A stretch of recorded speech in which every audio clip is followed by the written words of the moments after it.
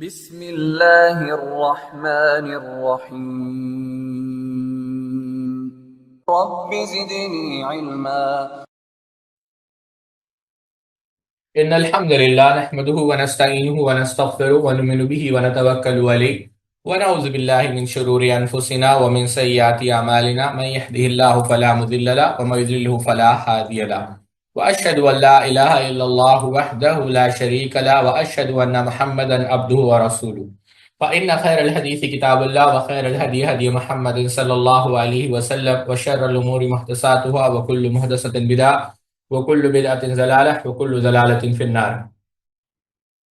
قال الله تبارك وتعالى في القرآن المجيد والفرقان الحميد بعد أن أقول أعوذ بالله السميع العليم من الشيطان الرجيم من حمزه ونفخه ونفسه يا أيها الناس اتقوا ربكم الذي خلقكم من نفس واحدة وخلق منها زوجها وبث منهما رجالا كثيرا ونساء واتقوا الله الذي تساءلون به والأرحام إن الله كان عليكم رقيبا يا أيها الذين آمنوا اتقوا الله حق تقاته ولا تموتن إلا وأنتم مسلمون يا أيها الذين آمنوا اتقوا الله وقولوا قولا سديدا يصلح لكم أعمالكم ويغفر لكم ذنوبكم ومن يطع الله ورسوله فقد فاز فوزا عظيما. الحمد لله خالق الوجود من العدم الذي علم بالقلم علم الإنسان ما لم يعلم والصلاة والسلام على سيد الأشرف الأنبياء المرسلين نبينا محمد وعلى آله وأصحابه أجمعين. رب اشرح لي صدري ويسر لي امري واحلل عقدة من لساني يفقهوا قولي سبحانك لا علم لنا الا ما علمتنا انك انت العليم الحكيم. اما بعد، تمام قسم کی تعریف کی بریائی اور بڑائی اللہ رب العزت کے لیے لائق و زیبا ہے، جو ہمارا خالق، مالک، رزاق، پالنہار ہے، اور لاکھوں نہیں کروڑوں درود و سلام ہو تمام انبیاء کرام پر، خصوصاً اللہ کے رسول صلی اللہ علیہ وسلم پر. عبید اللہ بن عبداللہ ابن عتبہ ابن مسعود ابن غافل، اب یہ جو ہے ان کا تعلق خدیل قبیلے سے تھا، اور ابن حزم رحمۃ اللہ علیہ نے لکھا ہے کہ یہ قبیلہ آگے چل کر اسماعیل علیہ السلام سے جو ہے ملتا ہے، بنو اسماعیل سے جو ہے آپ کا جو ہے نسب ملتا ہے. عبید اللہ ابن عبداللہ، اگر شاید آپ لوگوں کو یاد ہو، ایک قول بار بار ہم نے ذکر کیا ہے کہ امام زہری رحمۃ اللہ علیہ نے کہا کہ اربعۃ من قریش وجدتہم بحورا، کہ قریش کے 4 لوگوں کو ہم نے سمندر پایا ہے.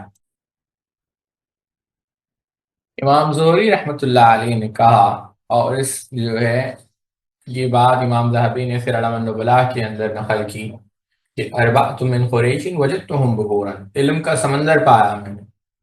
پہلے کون ہے؟ عروہ ابن زبیر. دوسرے کون ہیں؟ سعید ابن مسیب. تیسرے کون ہیں؟ ابو سلامہ ابن عبد الرحمن ابن عوف. اور چوتھے ہیں عبید اللہ بن عبداللہ بن عتبہ ابن مسعود. یہ بات امام زہری رحمۃ اللہ علیہ نے کہی کہ یہ جو 4 لوگ تھے علم کے سمندر تھے. اب یہ کون ہیں؟ ان کا مقام کیا ہے ساتھیوں؟ اس سے قبل کہ ہم وہاں پر جائیں، اتنی ہی فضیلت ان کے لیے کافی ہے کہ آپ فقہائے سبع میں سے ہیں، اور عبداللہ ابن مسعود رضی اللہ تعالی عنہ، یعنی جو آپ کے بھائی تھے عتبہ ابن مسعود، ان کے آپ ہوتے ہیں. آپ کی کنیت میں اختلاف ہے ساتھیوں. بعض اہل علم میں لکھا ہے کہ آپ کی کنیت ابو عبداللہ ہے، بعض نے لکھا ہے ابو العباس ہے. مدنی تھے، اور جو ہے عامہ، یعنی یہ بھی بتایا گیا ہے کہ آپ جو ہے نابینا تھے. ہندوستان کے ایک معروف عالم دین گزرے ہیں، یا بر صغیر کہہ لیں آپ، حبیب الرحمن علیہ الرحمہ، انہوں نے ایک کتاب لکھی ہے ساتھیوں، نابینا علماء.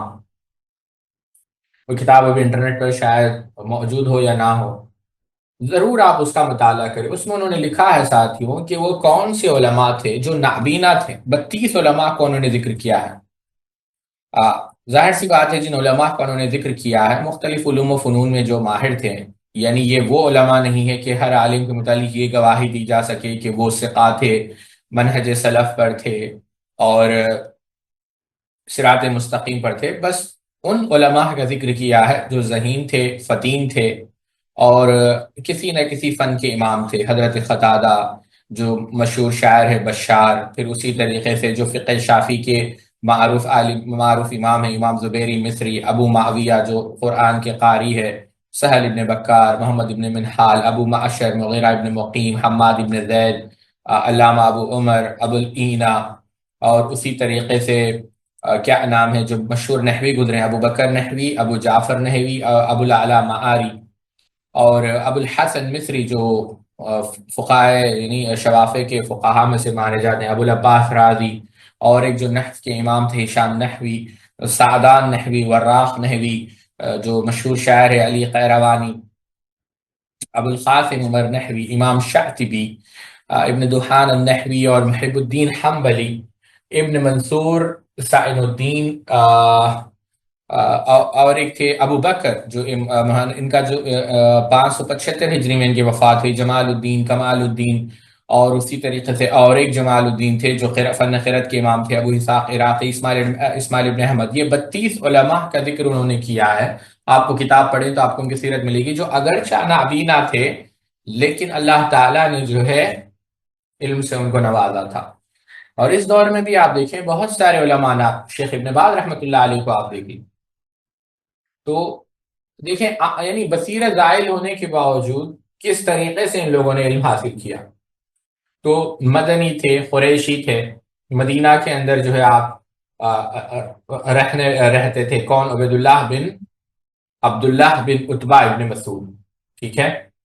ابو زناد رحمۃ اللہ علیہ کہتے ہیں ان کے متعلق، امام مزی رحمۃ اللہ علیہ نقل کیا کہ عمر بن عبدالعزیز رحمۃ اللہ علیہ جو ہے آپ کے پاس آیا کرتے تھے، اور جب عمر بن عبدالعزیز رحمۃ اللہ علیہ جیسی شخصیت، بلکہ بعض اہل علم نے یہاں تک لکھا ہے ساتھیوں کہ بسا اوقات عمر بن عبدالعزیز یعنی امام ذہبی رحمۃ اللہ علیہ نے سیر اعلام النبلاء کے اندر لکھا ہے کہ عمر بن عبدالعزیز کے معلم تھے، کون؟ عمر بن عبدالعزیز کے معلم تھے عبید اللہ بن عبداللہ بن عتبہ۔ بلکہ اللہ اکبر، عمر بن عبدالعزیز رحمۃ اللہ علیہ نے یہاں تک کہا ساتھیوں کہ ایک صحبت یا ایک لمحہ یعنی ایک لمحہ اگر مجھے ہم نشینی مل جائے، نصیب ہو جائے، کس کی؟ عبید اللہ بن عبداللہ کی، 1 گھنٹہ کہہ لیں آپ، تو خدا کی قسم پوری دنیا افضل من الدنیا وما فیہا، میرے نزدیک وہ دنیا اور دنیا کی تمام نعمتوں سے بھی زیادہ جو ہے بہتر ہے۔ بلکہ کہا کہ خدا کی قسم، امام ذہبی نے تذکرۃ الحفاظ میں نقل کیا کہ ان کی ایک رات میں بیت المال کے 1000 کے عوض خریدنے کے لیے تیار ہوں، یعنی اگر 1000 دینار دوں گا ان کی ایک رات خریدوں گا۔ لوگوں نے کہا امیر المومنین، بیت المال کے تحفظ میں آپ جو ہے شدت اور اہتمام جو آپ کرتے ہیں، باوجود اس کے آپ ایسا کہہ رہے ہیں؟ تو کہا کہ خدا کی قسم ہے، ان کی رائے، ان کی نصیحت، ان کی فقاہت، ان کا اجتہاد، اس کی برکت یا بالفاظ دیگر ان کے وسیلے سے میں 1000 کے بجائے بیت المال میں 10,000 داخل کر سکتا ہوں۔ اللہ نے انہیں ایسا علم دیا ہے، یعنی ان سے گفتگو کر کر عقل میں تازگی پیدا ہوتی ہے، قلب کے اندر راحت پیدا ہوتی ہے، غم دور ہو جاتا ہے، اور انسان کا جو ادب سدھر جاتا ہے۔ اور ایسے بہت سارے واقعات ہیں۔ خود ابو زناد رحمۃ اللہ علیہ نے یہ بات کہی ہے کہ بہت دفعہ عمر بن عبدالعزیز آتے تھے کن سے ملنے؟ اللہ اکبر، عبید اللہ بن عبداللہ سے ملنے، اور بسا اوقات اجازت ملتی اور بہت ساری دفعہ اجازت نہیں ملتی تھی۔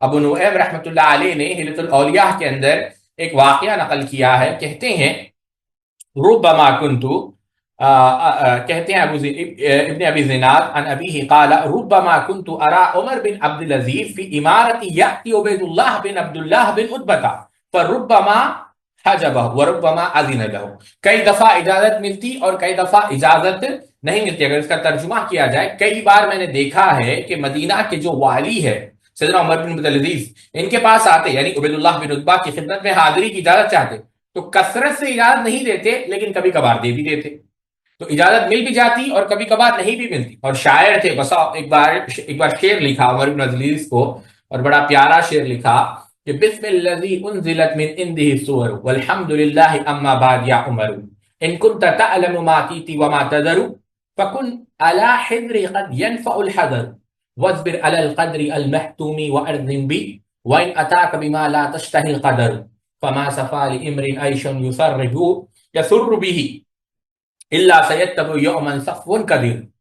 کہا کہ میں اللہ تعالیٰ کے نام سے شروع کرتا ہوں، اللہ تعالیٰ نے جو ہے یعنی اللہ تعالیٰ کے نام سے شروع کرتا ہوں جس نے اپنی صورتوں کو بھی اپنے نام سے شروع کیا، اور اللہ تعالیٰ کے لیے تمام خوبیاں ہیں۔ عمر، اے عمر، اگر تم جو ہے اعمال کو سر انجام دینا چاہتے ہو تو محتاط رہو، کیونکہ محتاط رہنا، احتیاط کرنا انسان کے لیے بے حد مفید ثابت ہوتا ہے۔ جو مقدر میں ہے اس پر تم صبر کرو اور راضی رہو، اگرچہ تقدیر تمہاری جو ہے خواہش کے خلاف بھی کیوں نہ ہو۔ اور یاد رکھو کہ صاف شفاف زندگی آدمی کو بھلی لگتی ہے، مگر ایک نہ ایک دن اس کے ضمن میں اسے تکلیف دے ایام کا سامنا کرنا پڑتا ہے۔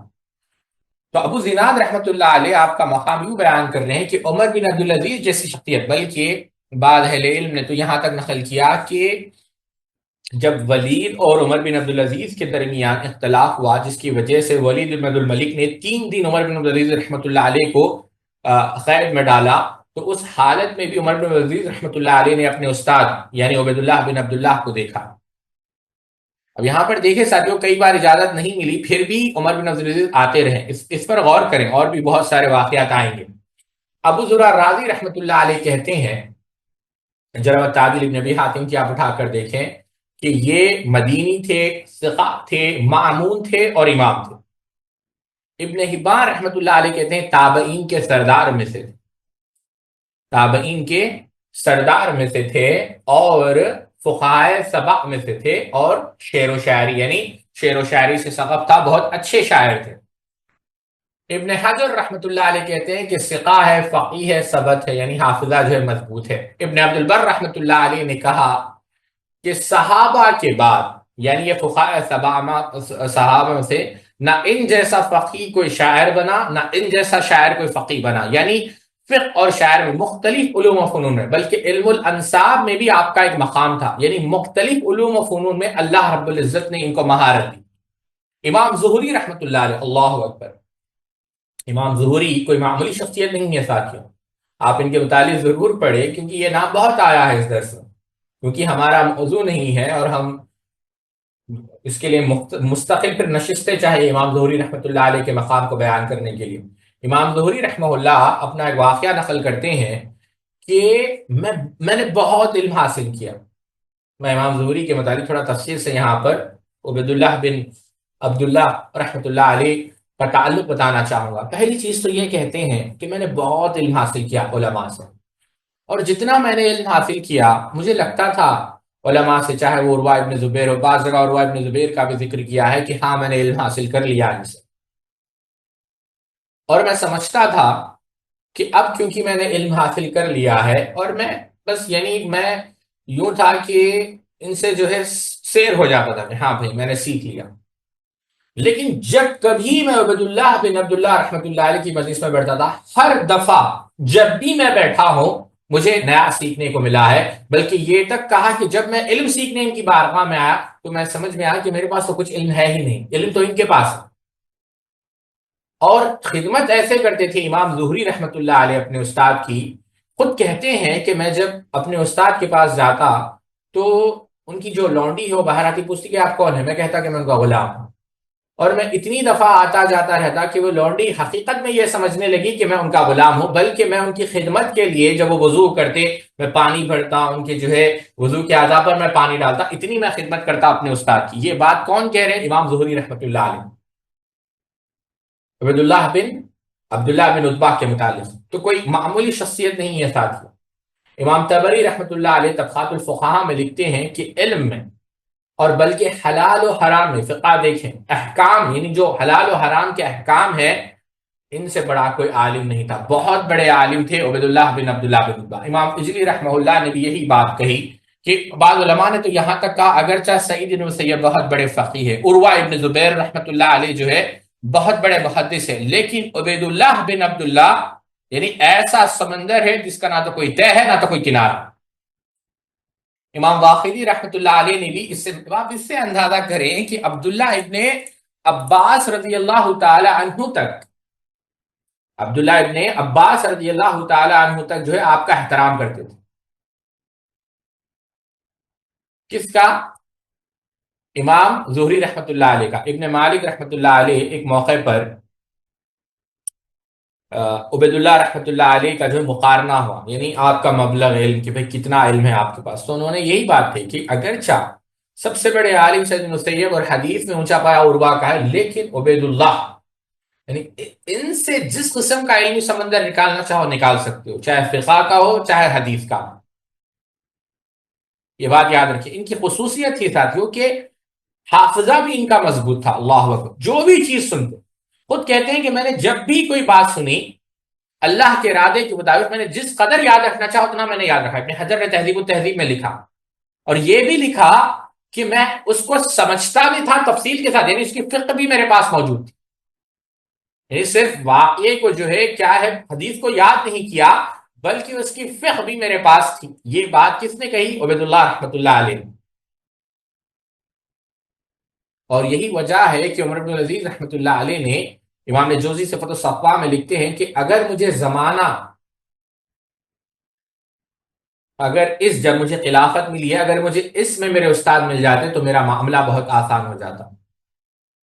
اور ان کی صلاحیت کو ہی دیکھ کر آپ کو جو ہے عبید اللہ رحمۃ اللہ علیہ کو کوفہ کا قاضی بنایا گیا تھا، اور سیدنا معاویہ رضی اللہ تعالیٰ عنہ کی جو فقہ کی اکیڈمی کہہ لیں آپ، یا فقہ کی مجلس کہہ لیں آپ، یا شورا کونسل کہہ لیں آپ، اس کا جو ہے اس کے ایک ممبر تھے عبید اللہ بن عبداللہ۔ اور خود امام ظہوری رحمۃ اللہ علیہ نے یہ بات نقل کی ہے کہ سیدنا معاویہ رضی اللہ تعالیٰ عنہ کی خلافت کے زمانے میں رات کو مسجد میں ایک علمی اجتماع ہوا تھا، علمی اجتماع جو ہے ہوتا تھا، جس میں مصعب ابن زبیر، عروہ ابن زبیر، ابو بکر ابن عبد الرحمن جن کا ذکر کل آئے گا، اور اس میں عبید اللہ بن عبداللہ بن عتبہ بھی شریک ہوتے تھے۔ یہ آپ کا مقام ہے ساتھی، ٹھیک ہے؟ چلے آگے بڑھتے ہیں۔ بات یہ عرض کر رہا تھا، جی یہ ان کا مقام ہے۔ چلے کہاں تھے ہم؟ جی زناد سے روایت کے عبداللہ بن عتبہ شعر کہتے تھے، اس کے بارے میں اب دیکھیں یہاں پر شعر کہتے تھے، شعر کہنے کی وجہ کیا تھی ساتھیوں؟ آپ جو شعر کہتے تھے اس کی وجہ کیا تھی؟ اس کی وجہ یہ تھی ساتھیوں، اگر آپ اس کے بارے میں تفصیل سے پڑھنا چاہیں، ایک مقالہ چھپا ہے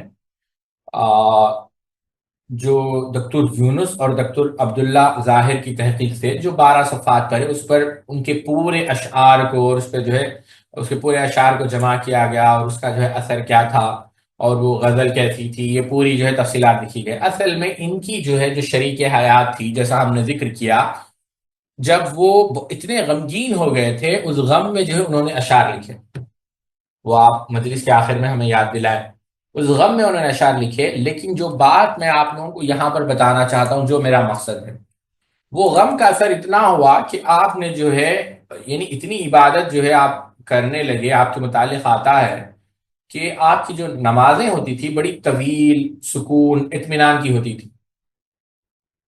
امام مالک رحمۃ اللہ علیہ نے بیان کیا ہے کہ عبید اللہ جو ہے بڑی طویل نمازیں پڑھتے تھے، اور کسی شخص کے لیے بھی اس میں جلدی نہ کرتے تھے۔ بڑا دلچسپ واقعہ ہے جس کو امام ابن خلکان رحمہ اللہ نے واقعۃ العیان کے اندر نقل کیا، کہتے ہیں، اور امام ذہبی رحمہ اللہ نے تذکرۃ الحفاظ میں نقل کیا، امام ذہبی نے تذکرۃ الحفاظ کے اندر نقل کیا کہ ایک دفعہ آپ نماز پڑھ رہے تھے عبید اللہ رحمۃ اللہ علیہ، تو اسی وقت اہل بیت سیدنا علی بن حسین زین العابدین رحمۃ اللہ علیہ آپ کے پاس آئے، اور عبید اللہ رحمۃ اللہ علیہ نماز پڑھ رہے ہیں اور مشغول ہیں، اور سیدنا علی رحمۃ اللہ علیہ بہت دیر تک آپ انتظار کرتے رہے۔ اب نماز تمام کرنے کے بعد بعض لوگوں نے یہ اعتراض کیا کہ آپ کے پاس اللہ کے رسول صلی اللہ علیہ وسلم کے نواسے، اور پھر بھی آپ اتنی دیر تک جو ہے نماز پڑھتے رہے، انتظار کروایا۔ آپ نے کہا کہ اللہ تعالیٰ میری مغفرت کرے، لیکن جس کو علم کی تلاش ہو اسے تکلیف اٹھانا چاہیے، یعنی تکلیف تو اٹھانا پڑے گا جسے کسی بھی جو ہے علم کی تلاش ہو۔ تو بتانا مقصد یہ ہے ساتھیوں، نماز جو ہے بہت پڑھتے تھے، بہت عبادت گزار تھے۔ ابو نعیم رحمۃ اللہ علیہ نے ہلۃ الاولیاء میں آپ کا تذکرہ ان الفاظ میں کیا ہے، کہتے ہیں ابو نعیم رحمۃ اللہ علیہ، وَمِنْهُ عبد اللہ بن عبداللہ بن عتبہ بن مسعود الحذلی احد الاربعۃ من البہور المواصل رواح بالبکور المنبذ للدنیا قیفۃ العزت والاصول۔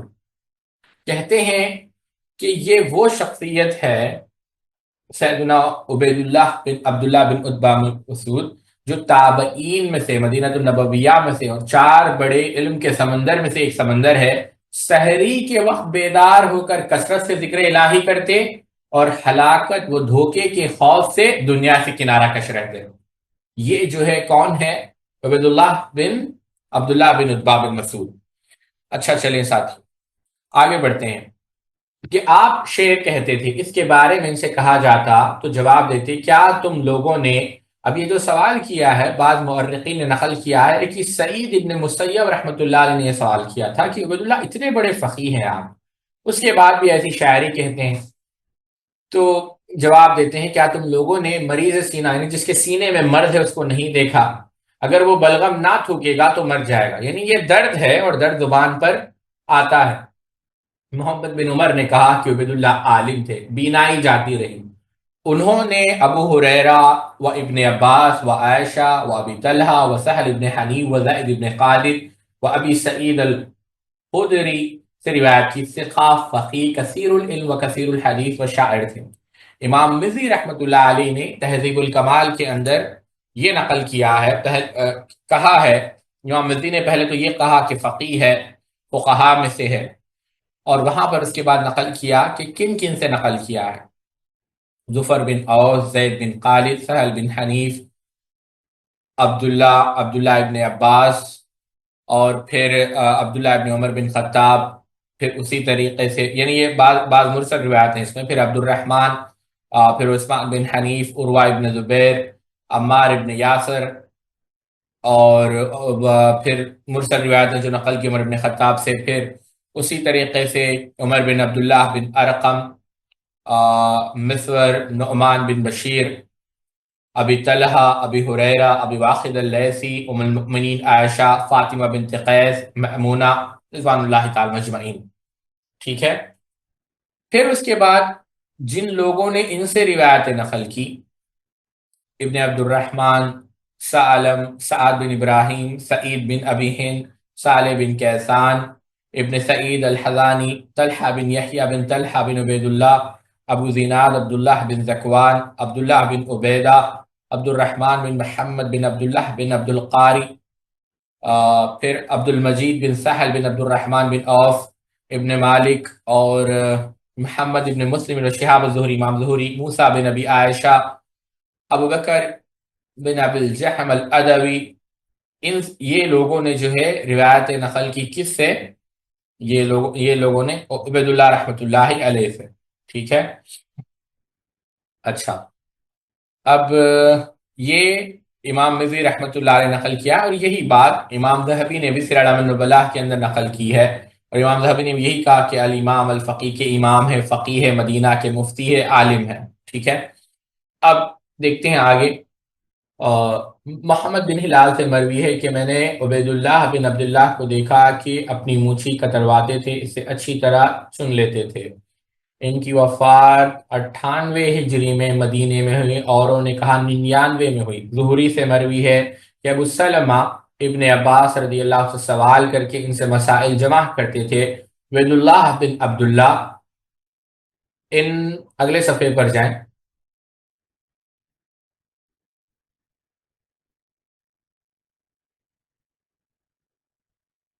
ان سے عمدہ طریقے سے سوال کر کے کلام میں ان پر غالب آ جاتے ہیں۔ اب یہاں پر دیکھیں ساتھیوں، دو باتوں اگر آپ لوگوں نے غور کیا ہو، پہلی چیز تو یہ ہے ساتھیوں کہ امام زہری رحمۃ اللہ علیہ کے واقعے کو سامنے رکھے، اس واقعے کو جو آپ سیکھ سکتے ہیں کہ صبر۔ ایک عالم دین ہے پروفیسر شیخ الامین الحاج محمد احمد، یہ سودان کے ہیں، سودان۔ تو 1434 ہجری میں ان کا ایک مقالہ چھپا ہے ساتھیوں، میں سمجھے ایک آرٹیکل آپ کہہ لیں، جس میں آپ نے 14 جو ہے کیا کہتے ہیں طریقے بتائے یا حقوق بتائے ہیں مشائخ کے، علماء کے، اور اس سے بھی بہتر بہت سارے حقوق ہم نے ذکر کیے ہیں، اہل علم کے حقوق جو علم حاصل کرنے کے بنیادی اصول ہے، اور شیخ مختصر حسن فیضی کے بھی جو دروس ہے آپ سن لے تو آپ کو ملیں گے وہاں پر تفصیل کے ساتھ۔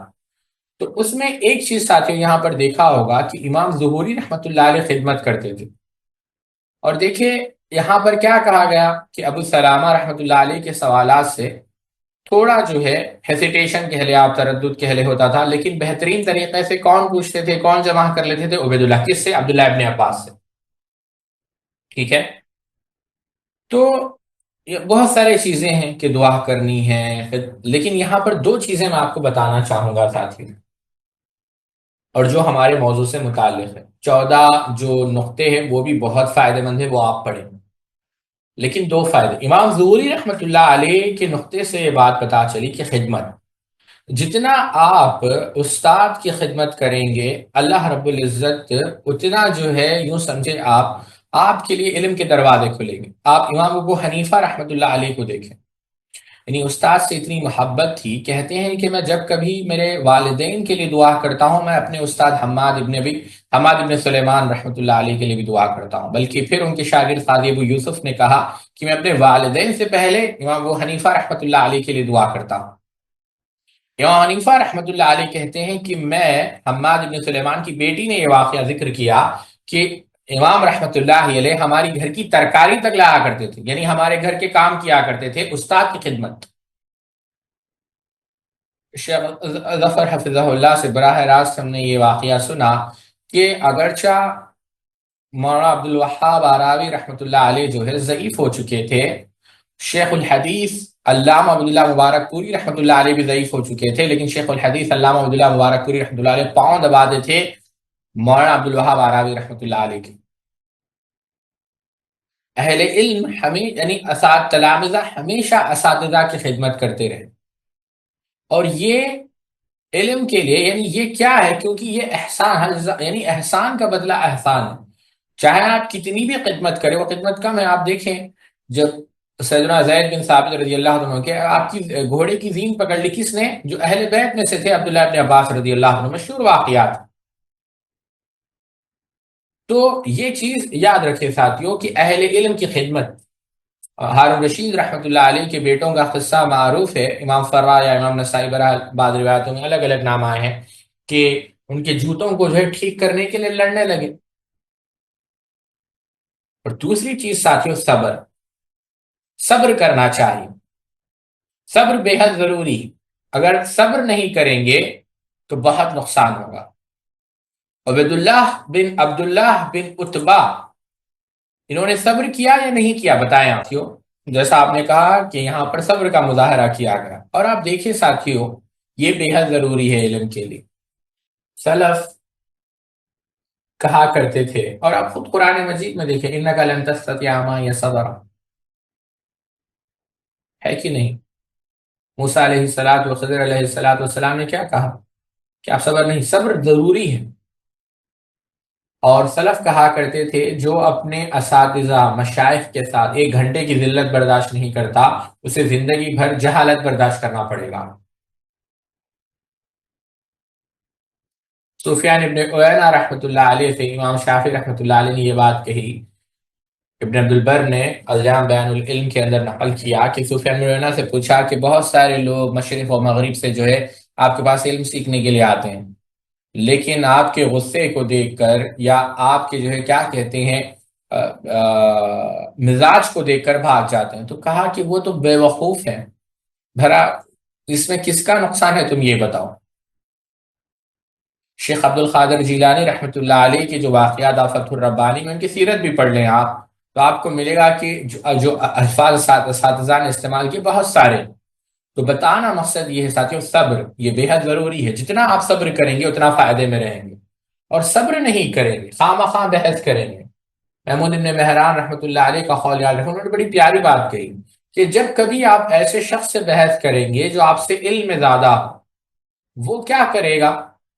انہوں نے کہا کہ جو آپ سے اعلم من کا، جو آپ سے زیادہ علم والا ہے، آپ اسے بحث نہ کریں، کیونکہ وہ کیا کرے گا؟ وہ جو ہے نظر پھیر لے گا آپ سے، اور اس میں اس کا کوئی نقصان نہیں ہوگا، نقصان آپ کا ہوگا. ابن عبد البر نے نصیحت کی ہے یہ بات. تو ہمیشہ جو ہے صبر کرنا چاہیے ساتھیوں. یہ 2 باتیں ہیں، اور بھی بہت ساری باتیں ہیں.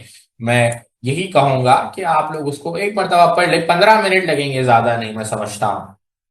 جو شیخ الامین الحاج محمد احمد کا مقالہ ہے، 15 منٹ سے زیادہ نہیں لگیں گے. آپ پڑھ لیں، انشاءاللہ بہت فائدہ ہوگا. اللہ تعالیٰ سے دعا ہے اللہ رب العزت ہم سب کو کہنے سننے سے زیادہ عمل کرنے کی توفیق عطا فرمائے۔